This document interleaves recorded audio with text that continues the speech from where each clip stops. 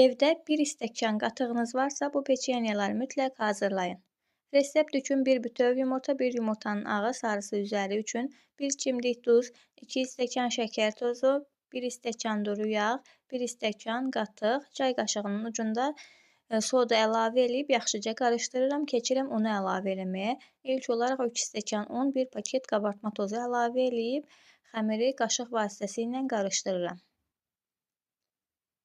Unu hissə-hissə əlavə eləyirəm ki, xəmirim çox da bərk alınmasın. 2 stəkan daha un əlavə elədim. Təkrar qaşıq vasitəsilə qarışdırıram. Xəmir artıq bu cür qatılaşdıqda 1 stəkan daha un əlavə eləyib keçirəm xəmiri əlimlə yoğurmağa. Unun miqdarı yumurtanın ölçüsünə görə, qatığın duru və ya qatı olmağına görə sizdə dəyişkənlik göstərə bilər. Üzərinə bir portağalın və ya limonun qabığını rəndələyib əlavə eləyə bilərsiniz. Bu zövqə görədir. Təbii ki, əlavə eləməsəniz də olar. Xəmir bu cür yumuşaq xəmir olmalıdır. Kiçik toplar hazırlayıb yağlı kağız sərdiyim soba listinə düzürəm. Videonu bura qədər izləmişsinizsə sizdən kiçik bir xahişim var. Yeni hesab açmışam. Həmin hesabda da bu cür şirniyyat reseptləri və yemək reseptləri paylaşacağam. Hər gün yeni və asan reseptlər paylaşılacaq.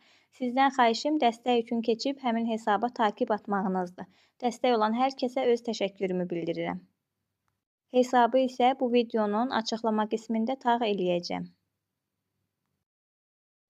Üzərinə isə bu cür xırda doğradığım qoz ləpəsi əlavə eləyirəm. Təbii ki, bu da zövqə görədir. Siz sadə şəkildə də hazırlaya bilərsiniz. Bütün xəmirə eyni qayda ilə forma verdim və öncədən 180 dərəcə isidilmiş sobada qoyuram bişsin. Peçenyelərimiz artıq bişib hazırdır. Görünüşünün gözəlliyini özünüz görürsünüz. Olduqca yumuşaq, çox ləzzətli peçenyelər alınır. Həm bol bərəkətlidir, həm də hazırlanması olduqca asandır. Siz də hazırlayın. Hazırlayan hər kəsə nuş olsun. Videonu bəyənib şərhlərdə öz fikirlərinizi mənimlə bölüşməyi unutmayın. Gələn videoda görüşmək ümidi ilə.